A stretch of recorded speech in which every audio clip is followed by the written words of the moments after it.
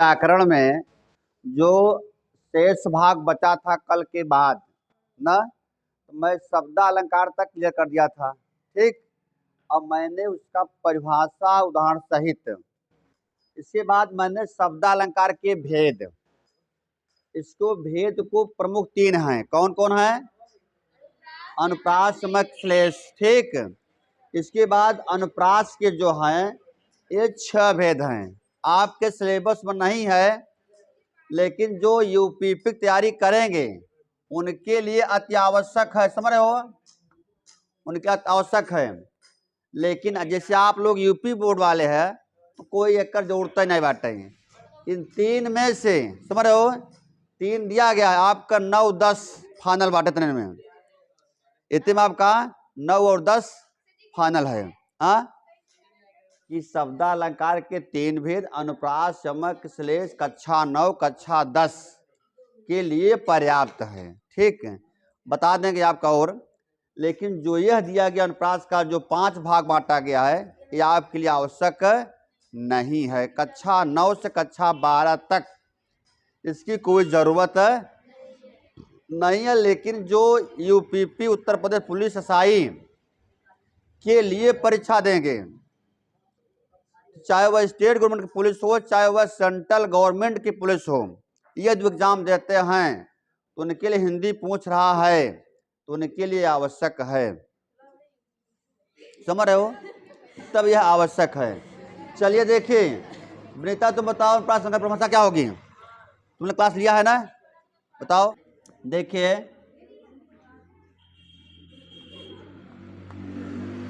जहां एक वर्णों की आवृत्ति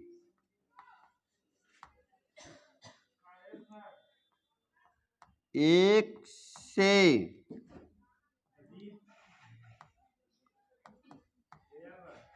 अधिक बार आए तो उसे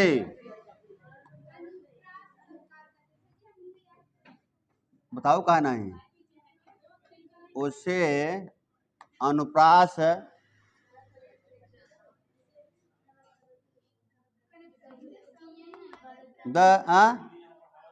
ये कहाँ आ गए?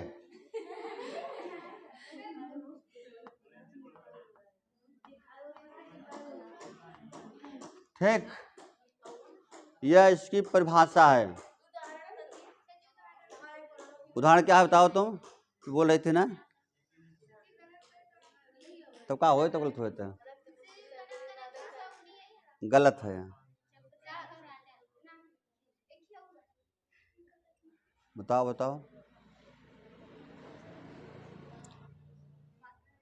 जहां एक वर्णों की आवृत्ति से अधिक बार हो उसे अनुप्रास अलंकार कहते हैं।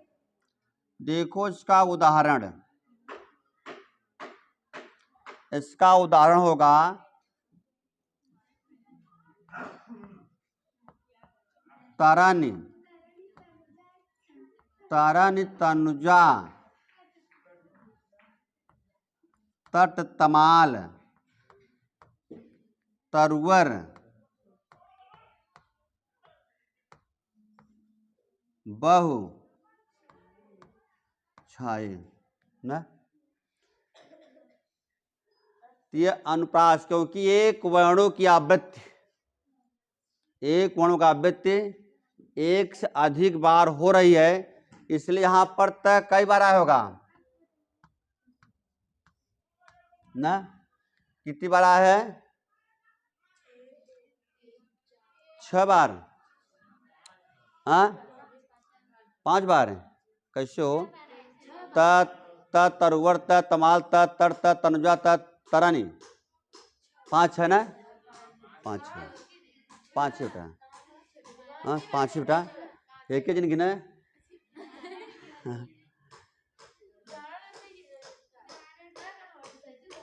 हाँ, अगला देखेंगे, एक और है ना, मालूम है? बता सकते हो तुम लोग कि तरन तनुजा तर तमाल तरुवर बहुछाई यह वाक्य किसने लिखा है, नहीं पता है? यह वाक्य आप नाम सुने हो भारतेंदु हरिश्चंद्र का? सुने है ना? उससे आप बेहतर वाकिफ होंगे। उनका एक रचना है यमुना छवि, यमुना छवि, उसी पर लिखा गया है, मतलब यमुना की सुंदरता पर लिखे के बाटे भारतेंदु हरिश्चंद्र। अर्थ सब पढ़ क्या होगा ना, एक देखेंगे। चारु, हाँ, चारु चंद की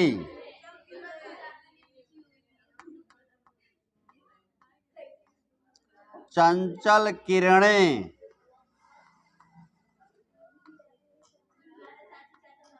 खेल खेल रही हैं जल थल में। ठीक, इसमें भी एक वर्णों की आवृत्ति एक से अधिक बार आई है, इसलिए इसको चाहे जहां भी एक वर्ण की आवृत्ति एक से अधिक बार आए तो उससे हमें शक नहीं, बेशक ये मान लेना चाहिए कि यहाँ पर अनुप्रास अलंकार है। एक और आप सुने होंगे, बहुत ही चर्चित रहा है और बहुत कौन? हाँ बेटा, बहुत सही है। एक है, देखे होंगे, चंदू के चाचा ने चंदू के चाची को, चंदू के चाचा ने चंदू के चाची को चांदनी चौक में चांदी की चम्मच से चटनी चटाई। याद है ना? बहुत ही बहुचर्चित यह उदाहरण रहा है आपके अनुप्रास अलंकार को लेकर के। उसमें पूरा का पूरा देखेंगे, याद हो गया ना? लिखना पड़ेगा।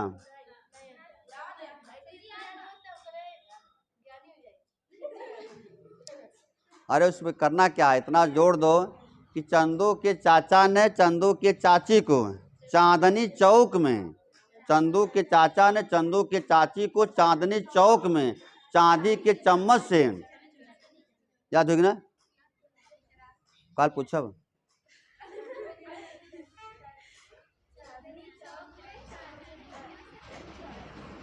याद हो गया ना? एक और देखिए,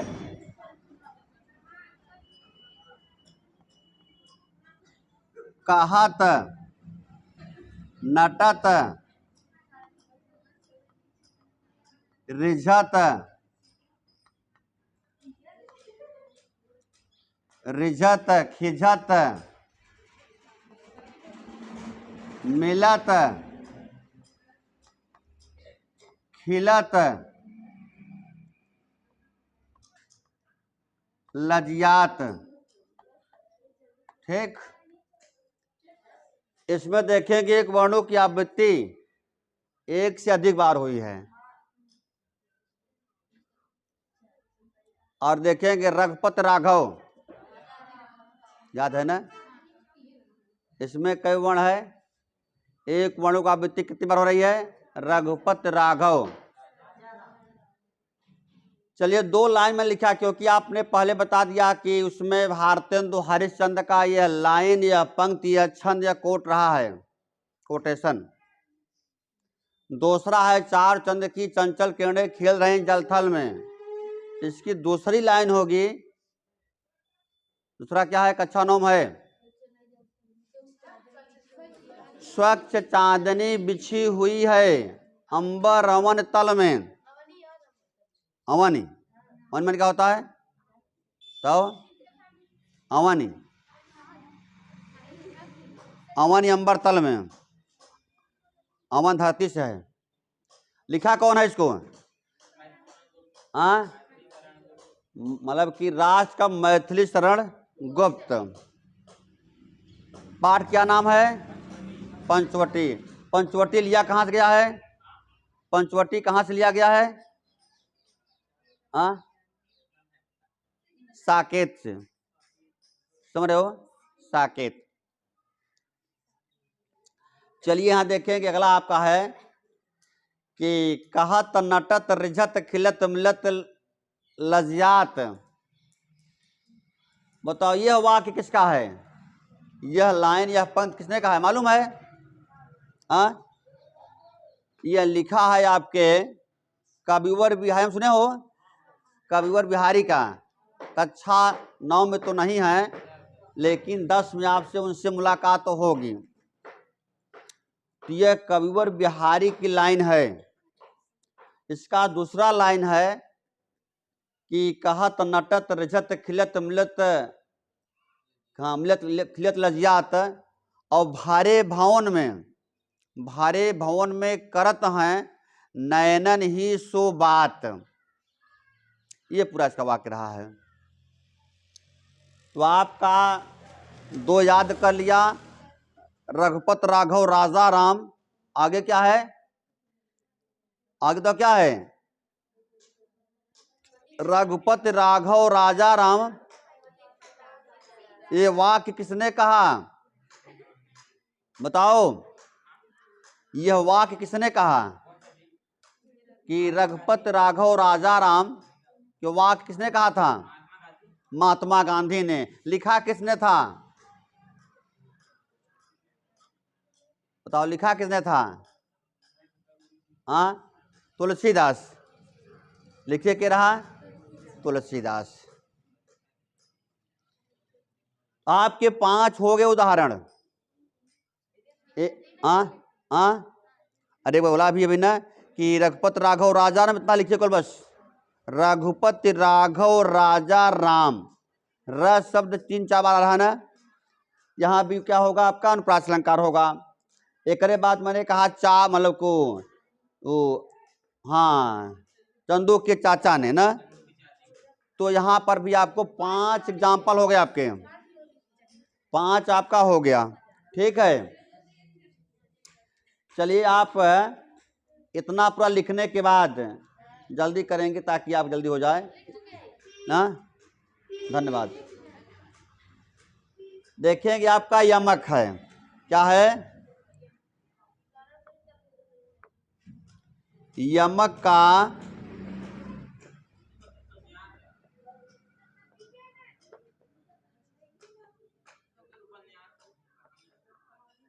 यथा को, यमक का शाब्दिक अर्थ मालूम है?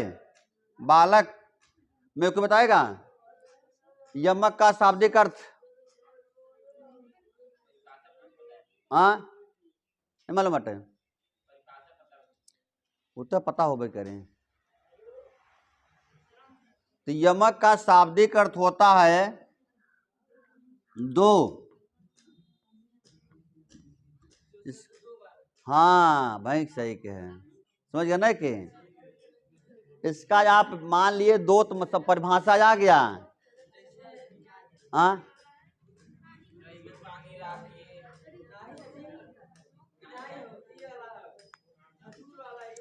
कौन धतूर? हाँ कनक, कनक ना।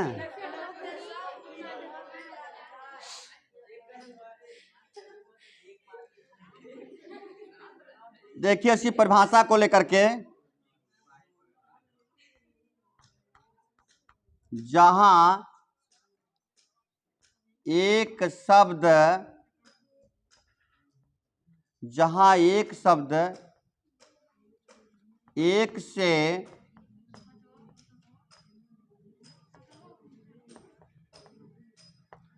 अधिक बार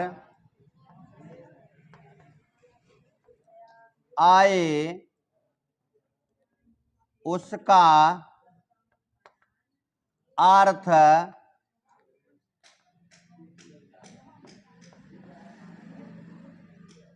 अलग अलग हो, उसे यमक अलंकार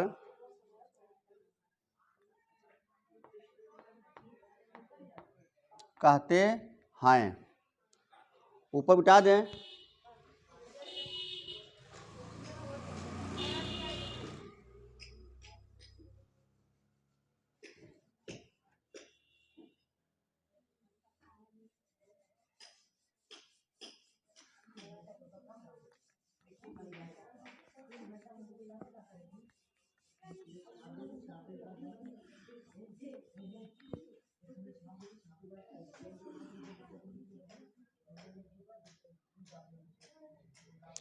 चलिए, आपने इसकी परिभाषा जहाँ एक शब्द एक से अधिक बार आए उसका अर्थ अलग अलग हो, ए बेटवा का देखो यार, उसे यमक अलंकार कहते हैं।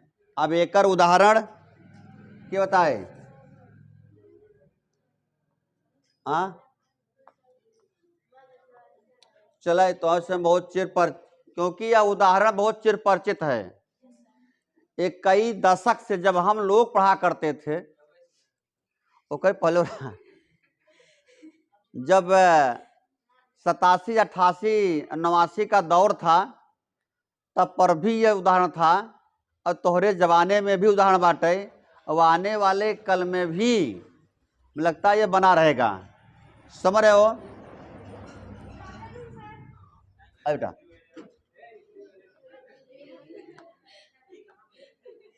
कनक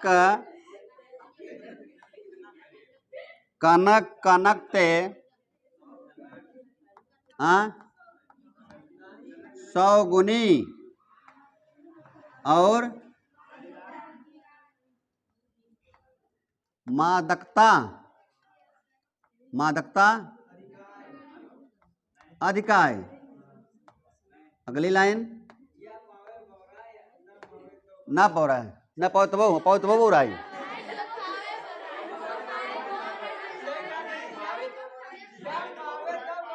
न पावे तो बोल रहा है।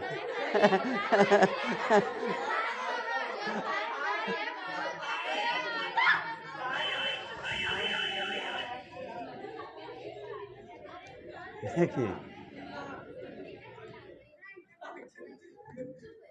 जगवा खाए बौरा है ना, और जगवा पाए न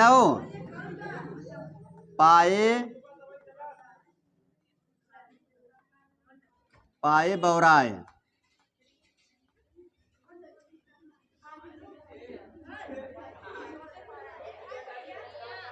देखिए इसमें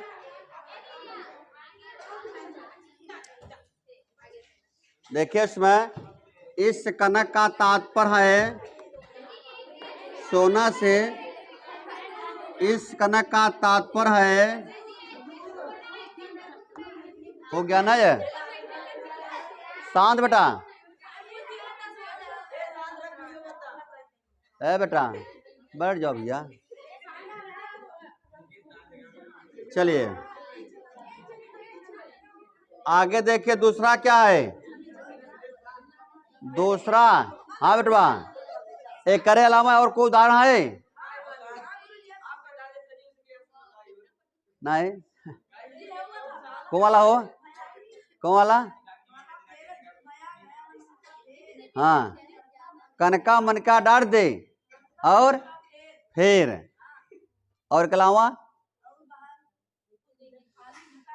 हाँ बेटवा, वहीं तो लाइन पाया है, अब वहीं की लाइन तो बात क्या है, तब तो बचता ही है नो, पंडिताई वाला काम कर रहा है।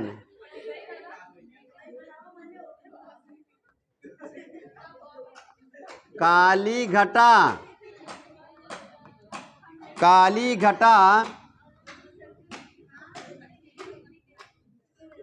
घमंड घटा। देखिए 2 बार आया है, काली घटा घमंड घटा। एक मतलब बांस तक है पथन्ना खोल के,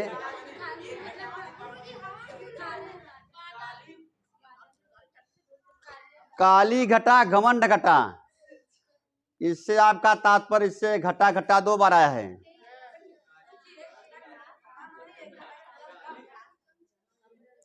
एक काली घटा घिरने से है, एक घटा घिरने से है, ऐसो कन्याएं। एक घटा का मतलब घिरने से है। हाँ, एक जो है जानते हो, एक काली घटा में लग रहा है,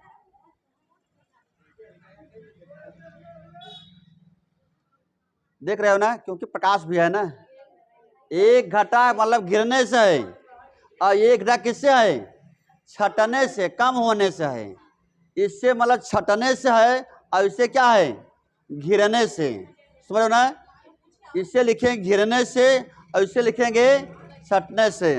अर्थात दो शब्द आए हैं, दोनों समानांतर हैं, लेकिन दोनों क्या है? अर्थ अलग अलग है। समझा ना कि? और देख लो तीसरा, बाचा हो, पंडित है बाचा थे ना वो, अगला बताओ। यार बोले बाचे तो नहीं बोले तो पढ़ना बाचा हो। हाँ, नहीं एग्जाम्पल और हुए उनके पास ना भाई, काय पोथन्ना ले आना हो। बताओ बताओ बताओ।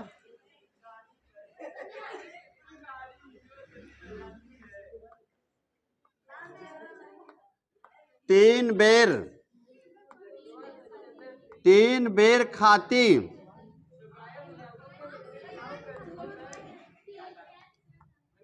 तीन बेर खाती है, तीन बेर खाती, तीन बेर खाती है। चलिए हाँ चल हटा। अब देखिए, तीन बेर बताइए, तीन बेर खाती है, तीन बेर खाती है, इसका मतलब बताइए। हाँ बैर, हाँ कौन समय? कम नहीं, दुश्मन कहाँ जाएंगे? बैर है ना, बैर तुम्हें कहा नहीं, जब बैर होता तब शत्रुता आती। हम बताओ बताओ बताओ, वो सुता रहे हैं।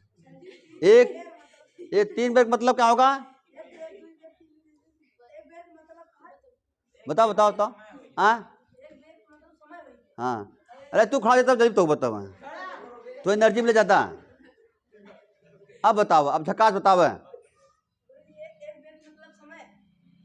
अब देखा तीन बेर ना, तीन बेर मतलब कि कई बेर, कई बेरी, कहते हैं कई बेरी खाबे, होता होता है। अब तो खाई उठे है ना, फिर तो भूख लग गई। यहाँ तीन बेर अर्थात तीन वक्त, सुबह दोपहर और सायंकाल, तीन बेर खाए, तीन समय हो गया, और तीन बेर क्या खाए? तीन तरह का फल खाए। बेल में क्या होता ना, बेल फल है ना वह, तो तीन समय में तीन तरह का फल खाए। समझा ना? यह फल से है और यह किससे है? समय से है। बढ़ जाइए, चला चौथा देख ले, चौथा उठा बाचा। हाँ, और चलिए बहुत ऐसा बताओ जो आपके बिल्कुल सटीक बैठता हो और आपके जल्दी बैठ जाए। देखिए ये बहुत सरल है। सजना है, सजना है, सजना के लिए, सजना है, सजना के लिए। चला बालिकाओं का नंबर है, अब नंबर बालिकाओं का है, बालक नहीं दीजिए। हाँ बताइए बालिकाएं, क्योंकि अभी तक कल तक से एक लड़की बताई थी, उत्तर दिया था, और सारे आंसर आए थे बालक के पक्ष से। आज नंबर होगा बालिकाओं के पक्ष से। चलिए खाता खोलिए, बताओ, बोलिए बोलिए। खुशी प्रजापति, तो बताओ, खूब जाना चाहिए। बताओ बताओ बताओ। माने अरे तू तो खड़ी हो कि नहीं, तब लाज कम लागे, तब कम लाज लागे। बढ़ जाओ खुशी प्रजापति। अब बताओ, बताइए झकास बताइए। हाँ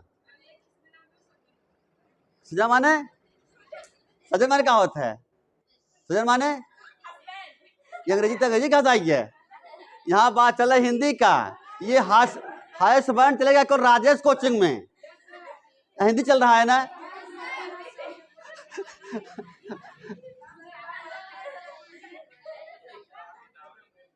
चलिए देखिए, क्योंकि यहाँ सजना मतलब संवरने से है या श्रृंगार से, सजावट से है, लेकिन कोई जब सजता है, कोई श्रृंगार करता है या कोई संवरता है, किसके लिए? हाँ, किसके लिए हो? के लिए बता बता, किसके लिए? अपने पददेव के लिए। यदि मान लो कर पददेव ना हो तब श्रृंगार के का होए? यदि उस मतलब की स्त्री का पति घर ना हो तब वह मतलब कि स्त्री श्रृंगार करती है, तो फिर किसके लिए करती है? अब तू कहे ना, खड़े जा तो पहले। इन्होंने ये कहा कि कोई शांत रहो, उसका देखो पतुतक देता कैसे है। इन्होंने ये कहा अभी कोई भी स्त्री सजती है केवल अपने पति के लिए, ये कहा, मैं नहीं कह रहा हूं, और लिखा भी है ग्रीन बोर्ड पर, तो कोई भी स्त्री श्रृंगार करती है अपने पति के लिए। मैं ये कहा यदि मतलब स्त्री मतलब श्रृंगार करती है लेकिन उसका पति घर पर ना हो तब, और तब श्रृंगार तो क्या करती है तब बताइए? देखे क्यों के यार? अब तू कहे ना उस श्रृंगार के देखे विज्ञान के, अब क्या देखे हो के बोलो? गांव वाले देखे हैं, वहां देखे जिना पूरे गांव छुड़वाए ना, देखे पूरा गांव पर ओ नहीं ना। हाँ, दर्पण देखे और दर्पण पूछे हो ना। चलिए, इसलिए हमारे कुछ सहयोगी कक्षा 10 के छात्र छात्राएं शरीक हुए हैं